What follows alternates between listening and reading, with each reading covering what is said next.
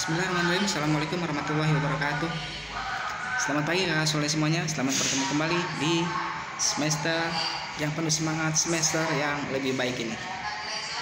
Di hari pertama ini, dari Selasa 5 Januari 2021, untuk semester kali ini kita coba mulai di tema 5. Untuk subtema 1 kita coba mulai dari subtema 1 dalam muatan IPS. Pada pembelajaran kali ini kita coba mengidentifikasi nama-nama kerajaan-kerajaan Hindu, Buddha, dan Islam yang ada di tanah air beserta nama-nama rajanya dan peninggalan-peninggalannya.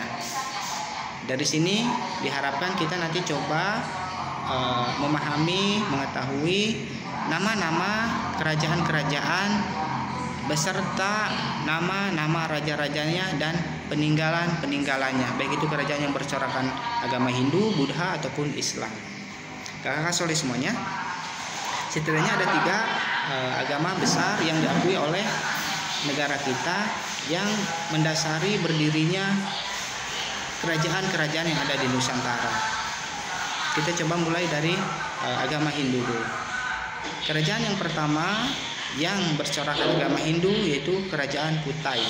Kerajaan Kutai yang berada di Pulau Kalimantan, lebih tepatnya di Kalimantan Timur, yang berada di sekitaran Sungai Mahakam itu. Kerajaan ini berdiri kurang lebih kira-kira pada tahun 44 Masehi. Raja yang pertama yaitu Raja Kudungga. Raja Kudungga kemudian diteruskan oleh keturunannya yang bernama Asmawarman. Kemudian setelah itu diteruskan lagi oleh keturunannya yang bernama Mulawarman.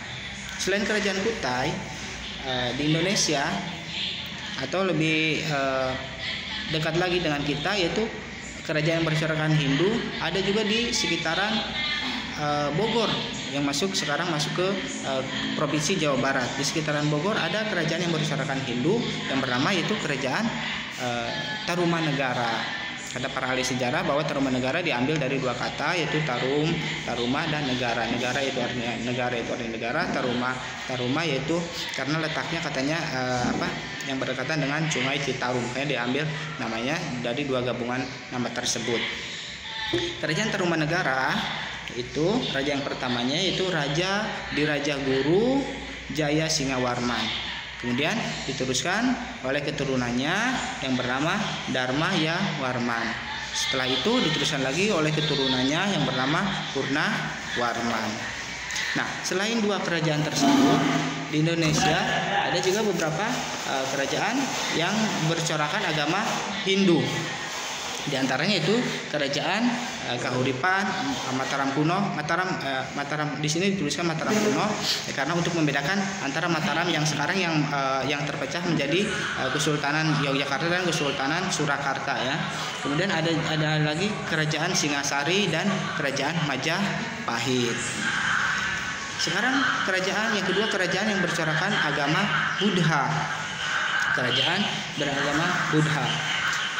Di antaranya yaitu ada kerajaan Sriwijaya, kerajaan besar yang terletak di Pulau Sumatera. Ada ahli sejarah yang mengatakan bahwa itu terletak di daerah Palembang, ada juga yang mengatakan katanya itu terletak di daerah Jambi sekarang. Kemudian selain Sriwijaya, kerajaan yang bercorakan agama Buddha yaitu kerajaan Medang dan kerajaan Kalingga. Kemudian bagaimana dengan kerajaan Islam? Kerajaan Islam juga mencatatkan perjalanannya yang cukup bagus, memberikan manfaatnya kepada penduduk Indonesia secara umum. Apa-apa saja atau siapa saja atau apa-apa saja nama-nama kerajaan tersebut. Nah, kita mulai dari yang paling dekat. Di daerah kita di Banten itu ada Kesultanan Banten. Kesultanan Banten adalah sebuah kerajaan yang besar yang pada waktu itu yang bercorakan agama Islam dengan rajanya yang terkenal. Yang pertama itu Sultan Hasanuddin, kemudian yang kedua yaitu salah satu keturunannya juga yaitu Sultan Agung Tirtayasa. Kemudian bergeser, selain Kesultanan Banten ada juga Kesultanan Cirebon. Kesultanan Cirebon, ada juga kerajaan Demak. Nanti tiga itu diantaranya tiga kerajaan yang bercorakan agama Islam. Sekarang coba kita lihat apa saja peninggalan-peninggalan dari kerajaan Hindu dan Buddha. Yang pertama diantaranya yaitu candi. Dan di kita diantaranya dua candi yang terbesar, yaitu Candi Borobudur dan Candi Prambanan. Candi Prambanan yaitu candi yang bercorakan agama Hindu, sedangkan yang Borobudur itu bercorakan agama Buddha. Dan nanti banyak lagi candi-candi yang lainnya, di antara Candi Muara Takus, misalnya Candi Panataran, Candi Brahu, Candi Bentar,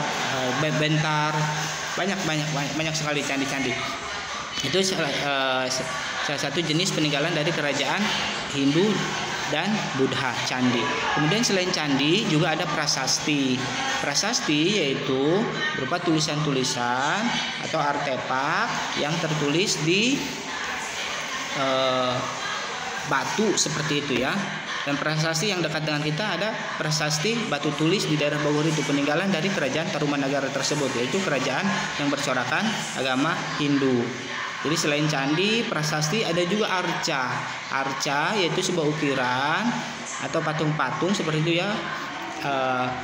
Gambaran dari umumnya itu selain dari tokoh yaitu dewa-dewa yang mereka sembah. Maka penting sekali untuk kakak soleh ketahui semuanya bahwa arca atau candi selain sebagai karya seni, mereka itu gunakan sebagai alat untuk beribadah mereka ya. Kemudian selain candi, prasasti, arca, juga ada karya sastra. Karya sastra diantaranya yaitu kitab Negara Kertagama, kitab Sutasoma, kitab Paraton, dan juga ada kitab Arjuna Wijaya. Itu karya sastra hasil dari kerajaan yang bercorakan agama Hindu dan Buddha yang ada di tanah air. Lalu sekarang bagaimana dengan kerajaan Islam? Peninggalan apa saja? Ada. Kesultanan Banten meninggalkan Masjid Agung Banten yang sekarang masih digunakan. Kemudian ada Masjid Agung Demak juga. Kemudian kalau kita lihat selain itu irigasi yang mengelilingi bekas-bekas Kesultanan Banten atau yang di Demak juga irigasi itu masih ada. Kemudian kita bisa juga lihat Sipangking. Sipangking itu nama untuk pemakaman pada masa kerajaan Kesultanan Banten ya. Kemudian selain masjid, karya sastra, ada juga karya sastra. Kalau kita lihat timelinenya bahwa Wali Songo itu hidup pada masa kerajaan Demak. Nah, ternyata sampai sekarang salah satu karya hasil dari salah satu sunan itu ya masih ada tersimpan di salah satu museum yang ada di museum di Belanda. Itu berisi tentang petua-petua bijak, berisi agama yang mengajak kepada kebaikan. Nah, jadi seperti itu ya kakak soleh semuanya. Saya ulangi bahwa kerajaan Hindu yang ada di Nusantara diantaranya kerajaan Kutai, kerajaan Tarumanegara, kemudian kerajaan Majapahit. Untuk yang berserahkan Buddha diantaranya Sriwijaya. Kemudian untuk yang berserahkan agama Islam ada kerajaan Demak, Kesultanan Banten, Kesultanan Cirebon. Peninggalannya yaitu berupa masjid, karya sastra, prasasti, arca ataupun candi-candi. Baik, terima kasih. Semoga bermanfaat. Subhanakallahumma bihamdik, asyhadu an la ilaha illa anta, astaghfiruka wa atubu ilaik. Assalamualaikum warahmatullahi wabarakatuh.